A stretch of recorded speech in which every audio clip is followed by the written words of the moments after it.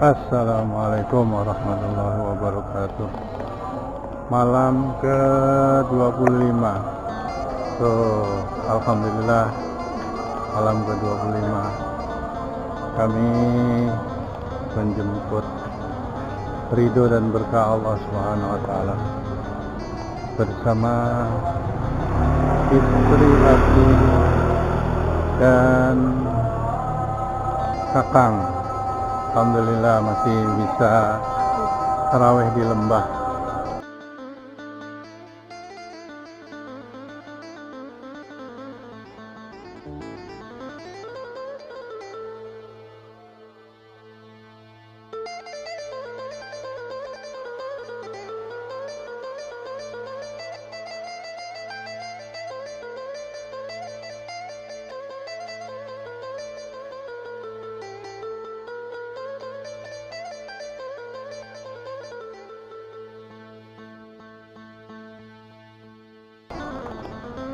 Assalamualaikum Pak. Waalaikumsalam.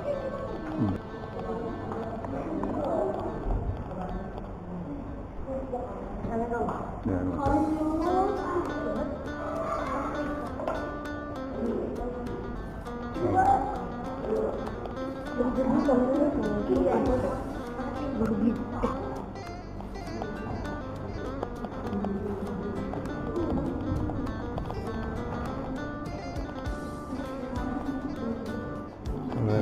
masih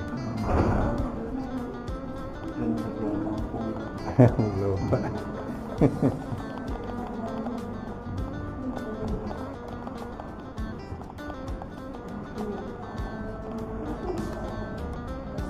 Assalamualaikum warahmatullahi wabarakatuh.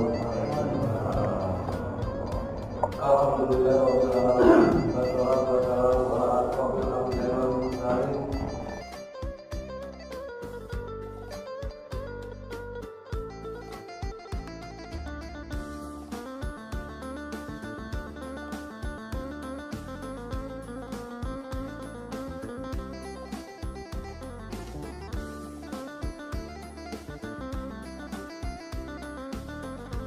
Bahwa kita berjamaah akan diimami oleh Bapak Irmansyah, begitu juga dengan gurunya serta beliau. Sedangkan untuk sholat tarawih akan dibantu oleh Bapak Asanuddin. Bapak Zainuddin. Demikian bagi Bapak yang kami sampaikan. Assalamualaikum warahmatullahi wabarakatuh. Allahu Akbar, Allahu Akbar, asyhadu an la ilaha illallah.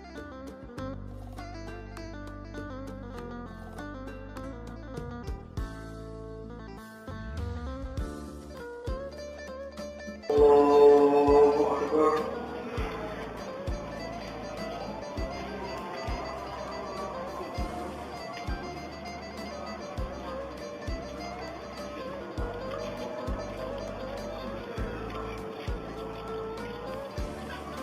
Alhamdulillahi rabbil alamin. Ar-Rahmanir Rahim. Maliki yawmiddin. Iyyaka na'budu wa iyyaka nasta'in. Ihdinas siratal mustaqim. Siratal ladzina an'amta 'alaihim غير المغضوب عليهم ولا الضالين.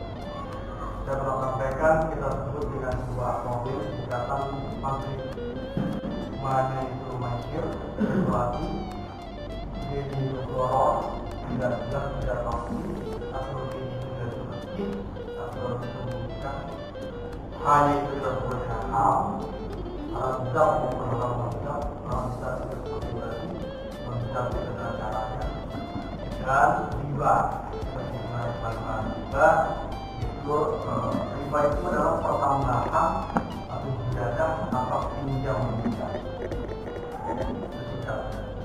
nantinya. Nah, yang hari ini coba kita bahas atau kita coba sampaikan selain maghrib tersebut ada lagi yang dilarang kita bertransaksi dalam bermuamalah.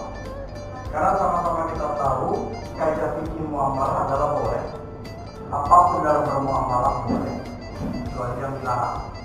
Nah, karena ada kata-kata kecuali yang dilarang kita tidak bahas yang boleh. Karena kalau dibahas yang boleh kita lakukan dengan jutaan yang boleh. Dapat saja yang dilarang. Nah, yang dilarang tadi sudah ada 5 maksud. Kalau kita tambahkan ada namanya lagi najas. Najas itu artinya menggelembungkan harga. Saya beri contoh ilustrasi yang paling gampang tentang najas. Mungkin bapak-bapak mengingat fenomena batu akik. Ada orang jual batu akik sampai jutaan. Karena dipakai oleh putri, dipakai oleh anak listrik dan lain-lain, akhirnya batu akik itu menjadi jutaan. Atau ibu-ibu yang pernah ngalamin fenomena bunga antorium yang sampai jutaan, itu namanya najas. Itu dilarang, menggelembungkan harga. Sesungguhnya harga batu akik atau bunga antorium tidak sama lagi. Itu namanya najas. Oke. Yang kedua, istika. Istika itu bahasa kitanya menimbun. Apakah contoh yang ini gampang? Pada harga murah dari cepat, pada harga mahal dijual. G-nya itu itu menyembunyikan. Misalnya kita mau jual sesuatu, kita tahu kalau ini kita kasih tahu kepada pembeli bisa nggak jadi. Supaya jadi, kita sembunyikan. Contoh misalnya saya mau jual handphone second, dapat dengan orang nanti saya lakukan proses sama saya mau jual handphone ke bapak second, murah. Tapi sebetulnya yang saya sembunyikan, yaitu apa? Baterainya bocor. Tapi bapak pun nggak mau kalau baterainya bocor, tapi saya sembunyikan, saya nggak beritahu. Bapak bilang ke rumah saya, ternyata baterainya bocor. Kenapa aku itulah bahasanya? Itu nggak boleh. Nanti ada di yang saya. Yang terakhir, tasbih itu satu diantaranya mengurangi timbangan, mengurangi ukuran. Nah itu. Yang hari ini mudah-mudahan sebelum itu. Di luar itu ada lagi larangan yang perlu kita perhatikan jika kita bermuamalah. Yang pertama, sama-sama kita tahu kalau haram zat itu ini jauh sekali. Haram zat itu artinya apapun upaya manusia tidak bisa menjadikannya haram karena haramnya zat dan tidak boleh lakukan jual beli atas itu. Apapun tidak boleh jual beli atas itu karena zatnya sudah haram. Contoh, jual minuman keras. Jual minuman keras itu sudah zatnya haram. Apapun cara kita tidak bisa. Jual beli mohon, jual beli babi, apapun tidak bisa. Makan babi diawali dengan bismillah, diakhiri dengan alhamdulillah, tetap babi, tetap haram. Narkoba sampai kapanpun haram. Haram secara zat. Yang kedua, ini yang menarik, haram karena waktu. Kita tidak boleh melakukan transaksi karena waktunya diharamkan. Teman-teman atau bapak-bapak, ibu-ibu mungkin pernah dengar atau tidak pernah mendalami, ternyata yang mengharamkan waktu itu adalah kapan? Kapan waktu dilarang kita bertransaksi dan tidak boleh bertransaksi itu haram, yaitu saat azan Jumat berkumandang. Saat azan Jumat berkumandang itu boleh bertransaksi jual beli. Makanya kalau kita pernah umroh, kita pernah haji, toko-toko di sekitar Masjidil Haram atau Madinah Nabawi pasti nggak boleh tutup. Karena dia nggak mau bertransaksi pada saat terjadi jual beli, dia masih bertransaksi azan di situ sudah berkumandang. Nah, apa azan? Nah mungkin kita sadar, tidak sadar, banyak masjid di Jakarta saat azan berkumandang transaksinya lancar sekali. Pagi-pagi saja ini sebenarnya itu dilarang. Itu haram hukumnya pada saat waktu. Jadi haram secara zat, yang kedua haram secara waktu, itu saat azan Jumat. Yang ketiga, haram tempat. Ternyata Allah juga melarang kita bertransaksi di tempat yang memang tidak diperbolehkan bertransaksi jual beli. Apa tempatnya? Masjid. Masjid itu tempat yang dilarang untuk bertransaksi. Katanya mengatakan bahwa Pak, masjid itu bukan pusat ekonomi, silakan, tetapi tidak untuk transaksi jual beli. Gimana batasan masjid supaya tidak bertransaksi jual beli? Terbatas pekarangan dan tembok masjid. Di luar itu silakan. Tapi sepanjang di dalam kotak masjidnya, pagernya, temboknya, batasannya dari sudut masjid, dan orang ada sholat di dalamnya, itu nggak boleh transaksi jual beli. Dan kenyataan di Jakarta banyak sekali. Jadi para pengetahuan, memang tanpa kita ada di sana. Hari ini kita sudah dapatkan pengetahuan itu dan tidak cuma buat kita, buat sendiri, tapi diharapkan karena waktu azan semua berkumandang. Yang ketiga, tempatnya itu. Yang keempat, haram karena cara. Haram karena cara. Cara kita melakukannya itu membuat transaksi kita menjadi haram. Transaksi kita terlarang tanpa kita sadari. Ternyata kalau kita lakukan itu dilarang yang pasti. Nah, untuk menjelaskan haram cara ini ada dua yang dilarang. Yang pertama disebut dengan al-sunnah atau ta'alluq. Saya sebut di bahasa Arab, memang dari bahasa itu tidak bisa namanya al-sunnah atau ta'alluq.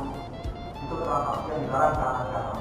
Nah, untuk menjelaskan al-sunnah ta'alluq itu saya kasih ilustrasi transaksi seperti apa. Sekali lagi saya mau pakai urut. Saya kasih ilustrasi ta'alluq itu apa, al-sunnah itu apa. Saya kasih ilustrasi. Pak Sakur mau pinjam uang ke saya. Pak Sakur mau pinjam uang ke saya. Berapa Pak Sakur pinjam uang? 9 juta. Pak Sakur pinjam uang ke saya 9 juta. Tapi saya katakan Pak Sakur kalau uang tunai nggak punya. Lihat Pak Sakur. Saya jual laptop ke Pak Sakur senilai 10 juta kredit. Saya jual laptop ke Pak Sakur 10 juta kredit. Padahal Pak Sakur punya 9 dengan syarat Pak Sakur menjualnya kembali kepada saya secara net. Seolah-olah terjadi jual beli. Sebuah laptop senilai 10 juta bertransaksi secara cicil diangsur senilai 10 juta. Pada kenyataannya Pak Sakur tidak butuh laptop. Pak Sakur tidak butuh laptop. Pak Sakur butuhnya tunai. Pak Sakur butuhnya duit. Saya bilang Pak Sakur jual laptopnya ke saya. Cash. Berapa perak? 9 juta. Akhirnya Pak Sakur tetap menerima uang cash 9. Pada kenyataannya Pak Sakur ngambil ke saya. Itu namanya tak. Itu namanya tahan. Yang 1 jutanya riba, haram buat Pak Sakur, haram buat saya. Jadi al-sunnah atau ta'alluq itu adalah seolah-olah jual beli. Padahal sesungguhnya tidak. Seolah-olah jual beli laptop, padahal sesungguhnya Pak Sakur pinjam uang saya bilang pinjamnya 10 juta, menerima uangnya 9 juta, ngangsur ke sayanya 1 jutanya.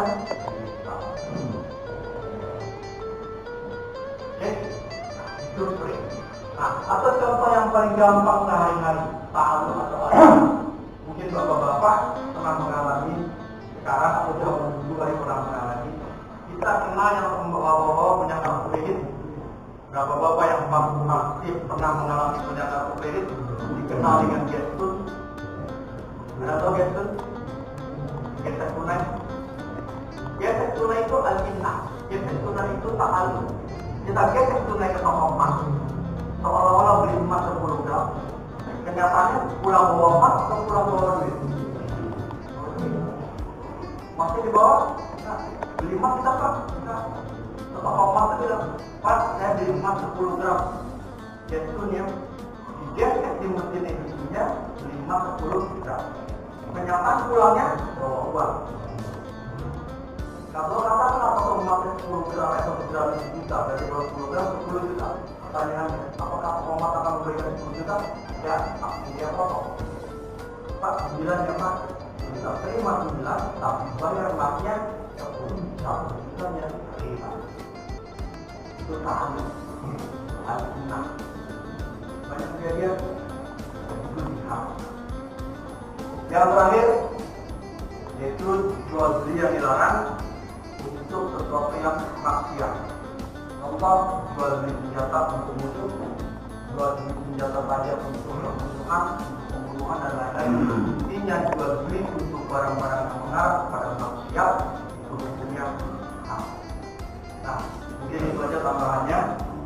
Pokoknya sudah cukup. Nah, semoga ini menjadi inspirasi buat diri saya pribadi dan mungkin juga untuk bapak-bapak dan ibu-ibu hindarilah tampak orang di dalam muamalah. Semoga muamalah kepadanya lebih baik dan lebih benar. Karena di awal dikatakan kalau yang masuk Islam masuk secara tanpa, artinya beribadah secara baik dan bermuamalah pun secara baik. Bismillahirrahmanirrahim. Taufiq wal hidayah. Wassalamualaikum warahmatullahi wabarakatuh.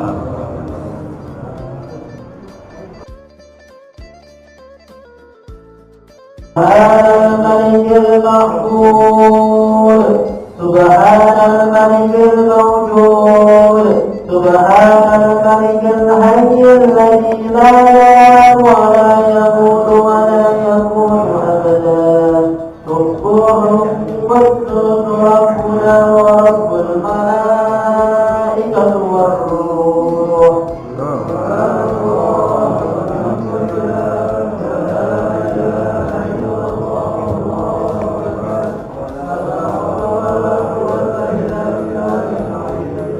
صلوكن بالتراوي ركعتين جامعة رحمكم الله الصلاة جامعة الله أكبر بسم الله الرحمن الرحيم الحمد لله رب العالمين الرحمن الرحيم مالك يوم الدين إياك نعبد وإياك نستعين اهدنا الصراط المستقيم صراط الذين أنعمت عليهم غير المغضوب عليهم ولا الضالين